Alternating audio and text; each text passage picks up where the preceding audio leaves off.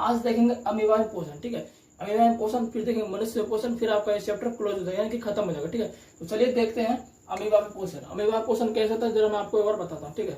तो देखिए अमीबा में पोषण यानी कि न्यूट्रिशन इन अमीबा, अमीबा में पोषण। तो पोषण का मतलब क्या होता है ये मैं कल भी बता चुका हूँ, ठीक। पोषण मतलब ये होता है खाने पीने के बाद एनर्जी आ जाए, जिससे हम दौड़ सके, धूप सके, खेल सके, मतलब ये हो गया खाने पीने के बाद एनर्जी आ जाए, प्रोटीन वगैरह विटामिन जो भी है ये सब पोषण होता है, ठीक है। पोषण में भी प्रकार होता है, किसी पोषण में ज्यादा विटामिन नहीं होता है, किसी पोषण में ज्यादा विटामिन नहीं होता है, सब प्रकार के पोषण होते हैं, ठीक है। तो पोषण के प्रकार वगैरह ये सब हम देख चुके हैं, ठीक है। पोषण सब क्या होता है सब सभी चीज देख चुके हैं, तो आपको देखना बहुत जरूरी, प्रीवियस लेक्चर आप देख लीजिए, ठीक है।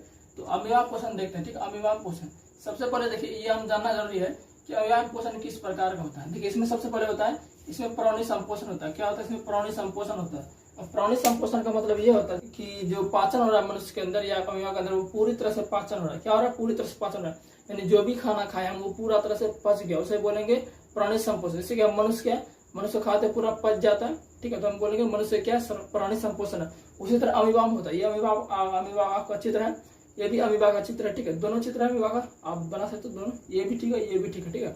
तो अमीबा में क्या होता है? प्राणी संपोषण होता है। प्राणी संपोषण मतलब इसमें भोजन पूरी तरह से पच जाए, उसे बोलेंगे प्राणी संपोषण। तो अमीबा क्या है? प्राणी संपोषण। तो फर्स्ट आप ये जान गए।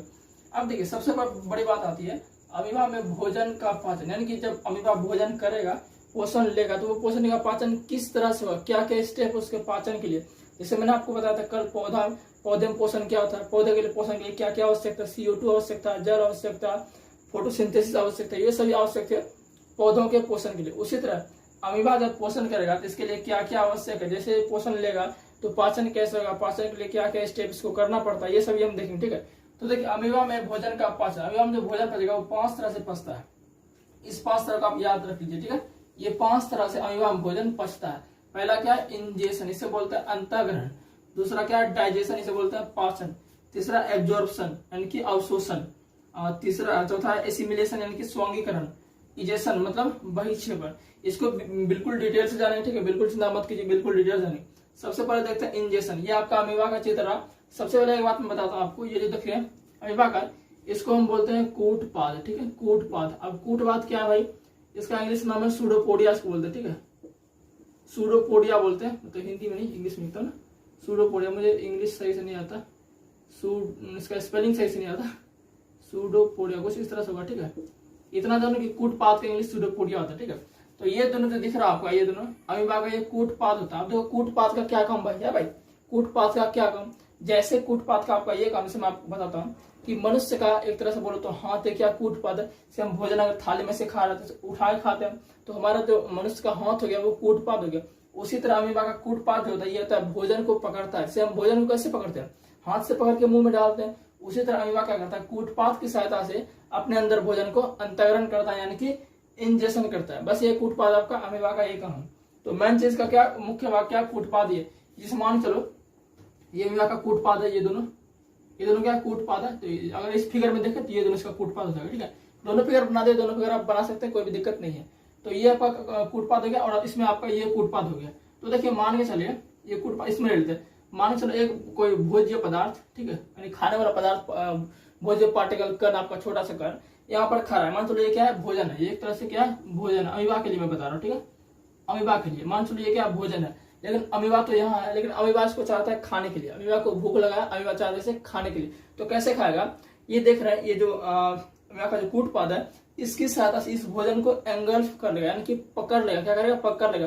जैसे अगर भोजन वहां रखा है, हमें भूख लगा तो हम क्या करेंगे? उसको थाली को हाथ से पकड़ के इधर ले लेंगे और मुंह में डाल लेंगे। थाली को नहीं भोजन डालेंगे। उसी तरह क्या करेगा? मान चलो भोज्य पदार्थ में कोई खाने वाला चीज यहाँ पर रखा हुआ है और अमीबा का ये कूटपाद की सहायता से भोजन को पकड़ लेगा। क्या करेगा? धीरे धीरे ये धीरे धीरे बढ़ा के ये अमीबा इसको बढ़ा के इसको अंदर कर लेगा। क्या करेगा? अंदर कर लेगा। जैसे अंदर करेगा तो ये हो गया आपका इंजेक्शन। यानी कि पहला स्टेप, ये जो पहला स्टेप है इसमें बस यही होता है अंतःग्रहण। अंतःग्रहण मतलब अंदरग्रहण, अंदर लेना, ठीक है।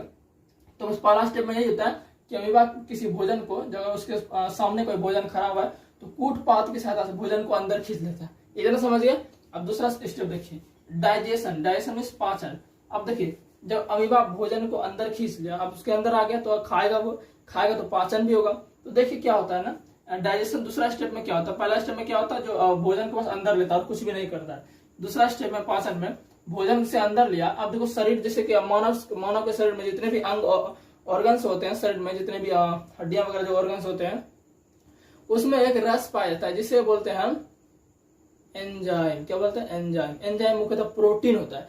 क्या होता है, प्रोटीन होता है। तो उसी तरह अमीबा में भी जो अमीबा के जो भोजन अंदर है, मान लो ये भोजन था यहाँ पर, ये अंदर आ गया, ये भोजन, ये क्या, जो ये कूटपात से खींचा यहाँ अंदर आ गया, ठीक, अंदर जो आ गया, तो अमीबा के जितने भी अंदर जो बॉडी हो गई यानी कि ऑर्गन्स हो गए, उसमें क्या होता है, एक रस पाया जाता है जिसे एंजाइम बोलते हैं, ठीक है। तो एंजाइम आपको समझ में आ गया, एंजाइम मुख्यतः क्या होता है, एक प्रोटीन होता है, ठीक है, एंजाइम प्रोटीन होता है। तो रस टाइप का होता है, जैसे बॉडी के अंदर आया। अब देखो खाने में जो भोजन रहता है उसमें भी क्या होता है, मॉलिक्यूल्स होते हैं, अणु होते हैं, परमाणु होते हैं, ठीक है। तो वो क्या करेंगे, जो एंजाइम होता है, एंजाइम क्या, प्रोटीन है, प्रोटीन भी एक कार्बनिक पदार्थ है, क्या होता है, फिर वो क्या करेगा, आपस में बायोकेमिकल रिएक्शन करेगा। जैसे भोजन अंदर आया और एंजाइम के साथ मिल गया, ठीक है, भोजन अंदर आया और शरीर में पहले से क्या, जो अंग आपका उसमें क्या रस होता है, उसे बोलते हैं एंजाइम। तो एंजाइम के साथ वो भोजन अभिक्रिया करेगा। कौन सा अभिक्रिया करेगा, बायोकेमिकल रिएक्शन करेगा, यानी कि जैव रासायनिक अभिक्रिया। जैसे ही जैव रासायनिक अभिक्रिया करेगा तो वो जो खाने का जो भोजन, ये भोजन जो लिया, इसमें जो बड़े बड़े अणु होते हैं वो छोटे छोटे अणुओं में टूट जाते हैं, ठीक है। जैसे छोटे छोटे अणुओं में टूट जाते हैं तो फिर क्या होगा, फिर ये दूसरा स्टेप आपका खत्म हो जाता है। बस इसमें यही काम है, छोटे छोटे अणुओं में टूट जाते हैं, क्या, छोटे छोटे अणुओं में दूसरे में जो अभिक्रिया करता है एंजाइम और भोजन का, जो एंजाइम और भोजन में जो आपका बड़े बड़े अणु होते हैं, वो एंजाइम और भोजन आपस में क्या करता है, अभिक्रिया करके बड़े बड़े अणु से वो छोटे छोटे अणुओं में टूट जाते हैं, जटिल कंपाउंड छोटे छोटे कंपाउंड में टूट जाते हैं। बस इतना ही काम है। अब तीसरा क्या, एब्जॉर्प्शन, अवशोषण। अवशोषण मतलब, अवशोषण नाम से पता चला, अवशोषण मतलब किसी को खींच लिया, अवशोषित कर लिया।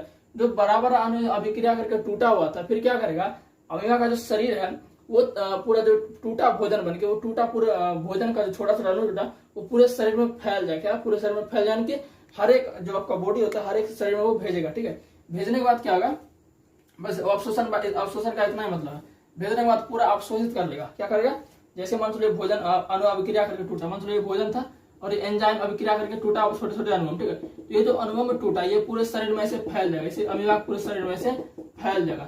जब पूरे शरीर में फैल जाएगा तो क्या करेगा, अवशोषित कर लेगा, है भाई, क्या करेगा, पूरे शरीर में अवशोषित कर लेगा, ठीक है। बस इतना ही काम है अवशोषण का। आप देखते हैं चौथा, एसिमिलेशन। एसिमिलेशन का मतलब होता है स्वांगीकरण। स्वांगीकरण का साफ साफ मतलब है कि इसमें जैसे कि भोजन, अब देखिए जैसे मनुष्य क्या करता है, भोजन लेता है तो उसका वृद्धि होता है, शरीर में हाइट बढ़ता है, या शरीर मोटापा होता है, पतला होता है, जो भी होता है। उसी तरह क्या होता है, अमीबा भोजन लेता है, सारा भोजन उसके अंदर के टूटा हुआ जो अभिक्रिया, एंजाइम और भोजन आपस में अभिक्रिया करके पूरा शरीर में फैल जाता है, छोटे छोटे अणु फैल जाता है। तो क्या उसके शरीर में कुछ वृद्धि होता है, क्या होता है, वृद्धि होता है। तो स्वांगीकरण बस यही है, स्वांगीकरण में क्या होता है, उसके शरीर में वृद्धि होता है और कुछ भी नहीं है। और लास्ट आपका है इजेशन। इजेशन का मतलब होता है बहिक्षेपण।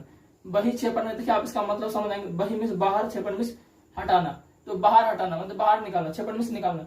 तो मतलब जो भी अमीबा जैसे भोजन लिया, तो भोजन में तो ऐसा तो बात नहीं, सब शुद्ध पदार्थ होगा। भोजन में कुछ कमियां तो रहता है, एसिडिटी का रहता है, जो भी रहे, कुछ खराब पदार्थ रहता है, उस खराब पदार्थ को बाहर करता है अमीबा। क्या करता है, उस खराब पदार्थ को बाहर कर देता है। क्या करता है, जो खराब पदार्थ रहता है भोजन में, जो गंदगी वगैरह रहता है, उत्सर्जित पदार्थ, उसे क्या कर देता है, बाहर कर देता है। तो बहिक्षेपण में बस यही होता है। इस तरह से आपका अमीबा जो भोजन, अमीबा भोजन का पाचन होता है, ठीक है।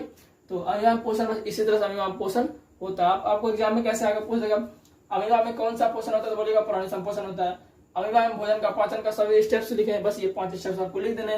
मैंने इंग्लिश हिंदी दोनों लिख दिया, जो आपको पसंद है उसको लिख सकते हैं। अंतःग्रहण, पाचन, अवशोषण, अस्वांगीकरण, बहिक्षेपण। एक बार फिर से रिपीट करता हूँ। अंतःग्रहण में क्या होता है, अमीबा होता है कूटपात के साथ किसी भोजन को अंदर लेता है और कुछ भी नहीं करता है। फिर डाइजेशन में क्या होता है, जो अंदर लिया वो आपस में एंजाइम के साथ बायोकेमिकल रिएक्शन करके छोटे छोटे अणुओं में टूट जाता है, ठीक, इतना हो गया। एब्जॉर्प्शन, अवशोषण मतलब क्या होता है, जो छोटा छोटा अणु जो भोजन टूटा था उसको पूरा शरीर, अमीबा का जो पूरा शरीर होता है वो अवशोषित कर लेता है, ठीक है, इतना हो गया।